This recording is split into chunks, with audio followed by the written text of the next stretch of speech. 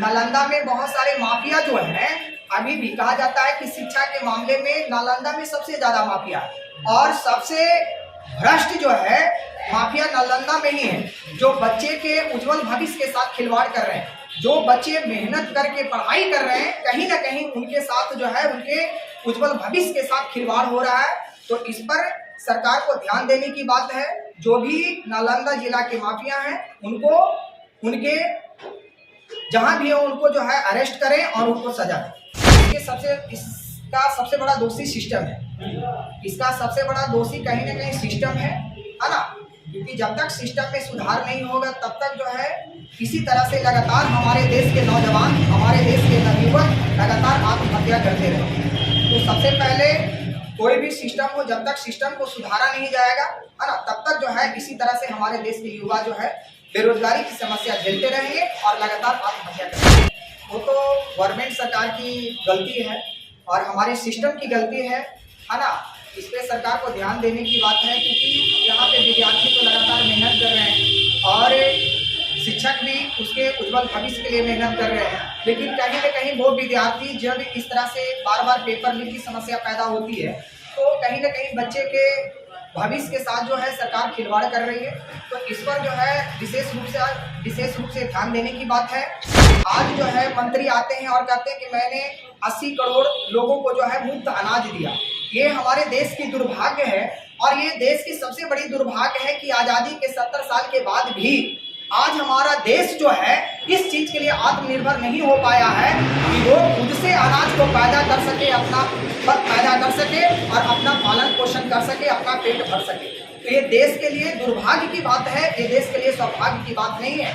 आज के पाठक जी के बारे में देखिए, मैंने पहले ही बताया कि हर इंसान के सोचने का जो दृष्टिकोण होता है वो अलग अलग होता है ना। उस चीज को पॉजिटिव दृष्टिकोण से देखते हैं तो कुछ लोग उस चीज को निगेटिव दृष्टिकोण से देखते हैं, लेकिन हम जो है के पाठक को हमेशा पॉजिटिव दृष्टिकोण से देखते हैं। उनका कार्य सराहनीय है और इसी तरह से जो है यदि उनका लगातार कार्य बना रहा तो बिहार के बच्चे का भविष्य जरूर उज्जवल होगा और बिहार की शिक्षा व्यवस्था बिल्कुल सुधर जाएगी। नमस्कार, आप सब देख रहे हैं ब्रांड न्यूज। मैं हूं आपके साथ कुणाल सिंह।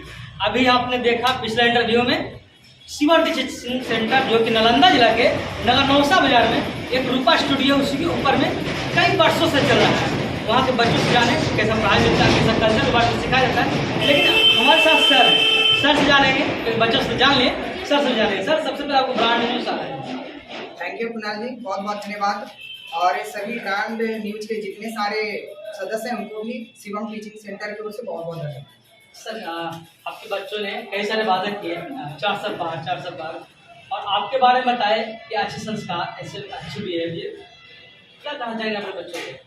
वो तो इनके सोचने और समझने का तरीका है, इनका अपना नजरिया है ना। हर एक बच्चे का नजरिया अलग अलग होता है। कुछ जो होता है वो अपने अपने दृष्टिकोण से देखते हैं। इनके सोचने और समझने का भी नजरिया अलग है। जो भी ये सोच रहे हैं बिल्कुल अच्छा ही सोच रहे हैं और इनका रिजल्ट जो है बेहतर रहेगा। और इसके लिए हमें चाहे जितना भी मेहनत करना पड़ जाए, हम 100% अपना समय देंगे और इनको 400 पार करवाएंगे। हर बार आपका कोई रिकॉर्ड तोड़ता है, अच्छे नंबरों से पास होते हैं। क्या लग रहा है कि इस बार भी जिस प्रकार आप बच्चे पढ़ा रहे हैं, आपको लग रहा होगा ना कि इस बार रिकॉर्ड टूटने वाला है? जरूर रिकॉर्ड टूटेगा। और सबसे बड़ी चीज़ है कि देखिए, बच्चे में वो काबिलियत है और हर बच्चे में वो काबिलियत होती है, चाहे वो हमारे संस्थान का हो या किसी भी संस्थान का। सबसे बड़ी चीज़ ये होती है कि उसको सही रास्ता दिखाना, सही गाइडलाइन दिखाना, है ना। कुछ लोग ऐसे होते हैं जो बच्चों को केवल किताबी कीड़ा ही बनाते हैं, उसको सही चीज़ सिखाया नहीं जाता है ना। किस तरह से कैसे बिहेव करना है अपने बड़ों के साथ, छोटों के साथ कैसे उठना बैठना है, ये बातें भी बहुत जरूरी है उसको सिखाना, है ना। और ये शिवम टीचिंग सेंटर जो है आज नहीं बल्कि जो है वर्षों से यहाँ पे नगनौसा की इस धरती पे कार्य कर रहा है और बच्चों को शिक्षा देने का कार्य कर रहा है। तो शिवम टीचिंग सेंटर जो है बच्चों को शिक्षा के साथ साथ जो है एक सही रास्ता, एक सही गाइडलाइंस देने का काम करता है और सही संस्कार भरने का काम। आप बच्चों पे इतना मेहनत कर रहे हैं, आप बोल रहे हैं बच्चों के उज्जवल भविष्य के लिए जो बनेगा हम करेंगे, जितना मेहनत बनेगा हम करेंगे। लेकिन सर, एक सवाल बनता है, बिहार में आज भी सुनते हैं आज पेपर लीक हो गया, आज पेपर लीक हो गया, क्या बच्चे भविष्य तो बर्बाद हो जाएगा? वो तो गवर्नमेंट सरकार की गलती है और हमारे सिस्टम की गलती है ना। इस पे सरकार को ध्यान देने की बात है, क्योंकि विद्यार्थी तो लगातार मेहनत कर रहे हैं और शिक्षक भी उसके उज्जवल भविष्य के लिए मेहनत कर रहे हैं, लेकिन कहीं न कहीं वो विद्यार्थी जब इस तरह से बार बार पेपर लीक की समस्या पैदा होती है तो कहीं न कहीं बच्चे के भविष्य के साथ जो है सरकार खिलवाड़ कर रही है। तो इस पर जो है विशेष रूप से ध्यान देने की बात है और इस पर कार्रवाई करने की बात है, इस पर जांच करने की बात है। अच्छा, हर बार पेपर लीक होना कारण क्या हो सकता है, या कारण हो सकता है कि नौकरी में जो घोटाला होता है वो, या फिर नौकरी का ही घोटाला, क्या लग रहा है घोटाले के लिए पेपर लीक होता होगा? ये तो 100% सही है कि घोटाला के लिए पेपर लीक होता है और ये घोटाले में कोई छोटे मोटे लोग नहीं होते हैं, यहाँ नीचे से लेकर ऊपर तक मेरा सिस्टम बिका हुआ है। छोटे कर्मचारी से लेकर के बड़े बिका हुआ है। इस बार जो तीसरा चरण का जो बीपीएससी एग्जाम हुआ उसमें पेपर लीक हो गया, एग्जाम से पहले ही पेपर लीक हो गया। नालंदा में बहुत सारे माफिया जो हैं, अभी भी कहा जाता है कि शिक्षा के मामले में नालंदा में सबसे ज़्यादा माफिया है और सबसे भ्रष्ट जो है माफिया नालंदा में ही है, जो बच्चे के उज्जवल भविष्य के साथ खिलवाड़ कर रहे हैं। जो बच्चे मेहनत करके पढ़ाई कर रहे हैं कहीं ना कहीं उनके साथ जो है उनके उज्जवल भविष्य के साथ खिलवाड़ हो रहा है। तो इस पर सरकार को ध्यान देने की बात है। जो भी नालंदा जिला के माफिया हैं उनको उनके जहां भी हो उनको जो है अरेस्ट करें और उनको सजा दें। सर, माफिया का हमने बात किया और बच्चों का हमने बात करते हैं और बच्चा बहुत मेहनत करते हैं कि हमको इस लक्ष्य पर जाना है, जब पेपर लीक कर जाता है कई बच्चे ऐसे हैं जो सह नहीं पाते हैं, जो मेहनत उनका बेकार चला जाता है, सह नहीं पाते हैं, आत्महत्या कर लेते हैं। इसका सबसे बड़ा दोषी कौन हो सकता है? इसका सबसे बड़ा दोषी सिस्टम है।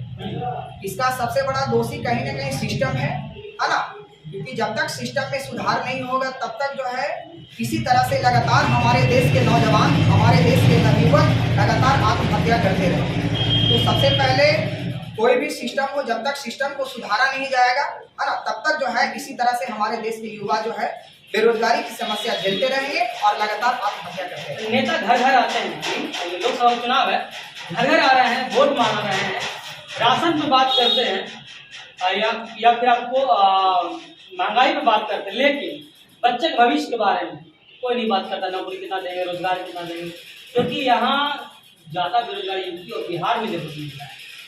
ये सही बात है। आज पूरे भारतवर्ष में 28 राज्य हैं जिसमें बिहार और यूपी जो है सबसे बड़ा राज्य है। पॉपुलेशन के मामले में यदि देखा जाए तो सबसे बड़ा राज्य यूपी और बिहार है और जहाँ पे सबसे ज़्यादा पॉपुलेशन है वहाँ पे सबसे ज़्यादा गरीबी है ना।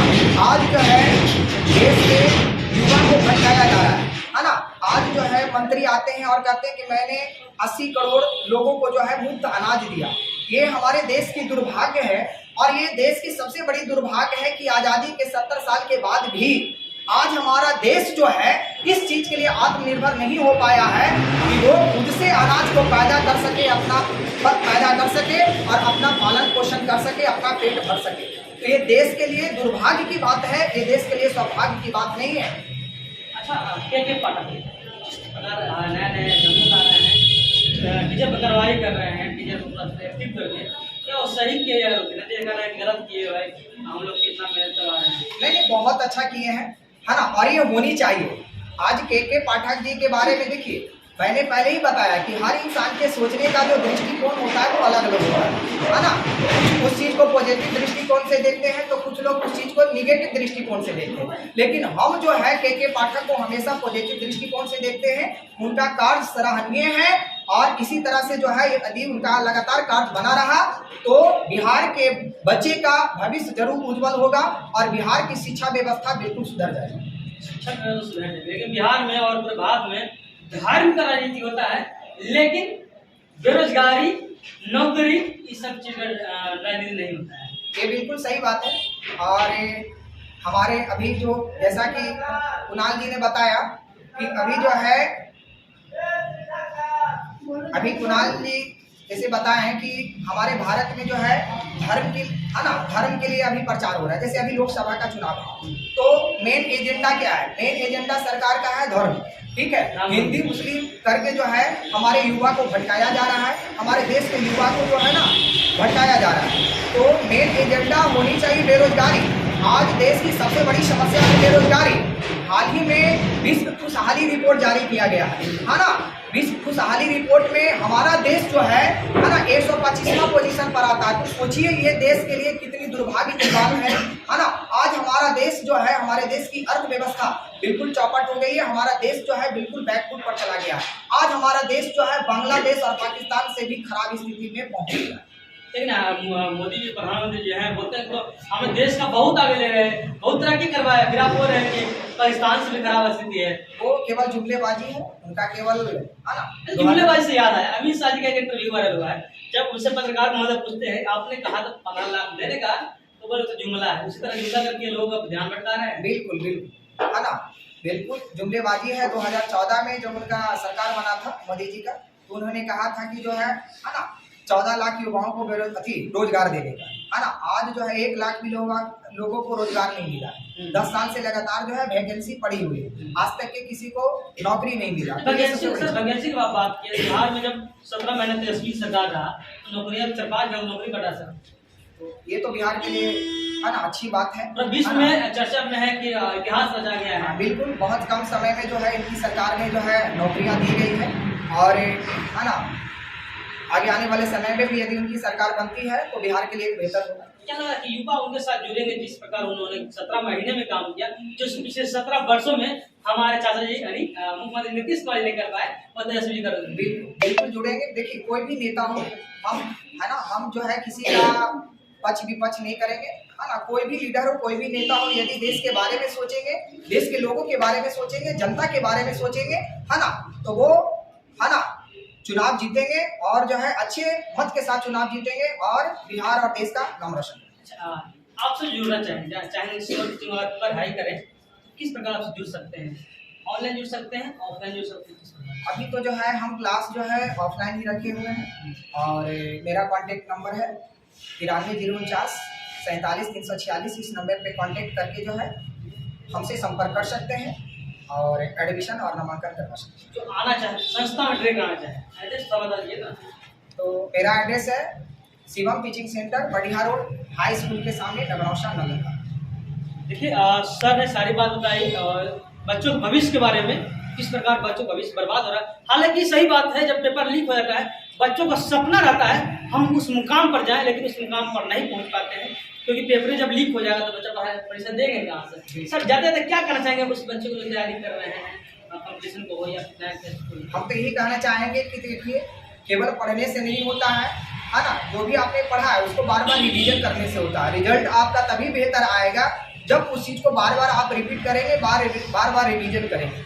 जो भी चीज़ पढ़ाया जाता है क्लास में उसको रिपीट करने की बात है, रिवीजन करने की बात है। यदि आप उसको रिवीजन करेंगे तो एक बेहतर मार्क्स के साथ आप पास हो सकते हैं।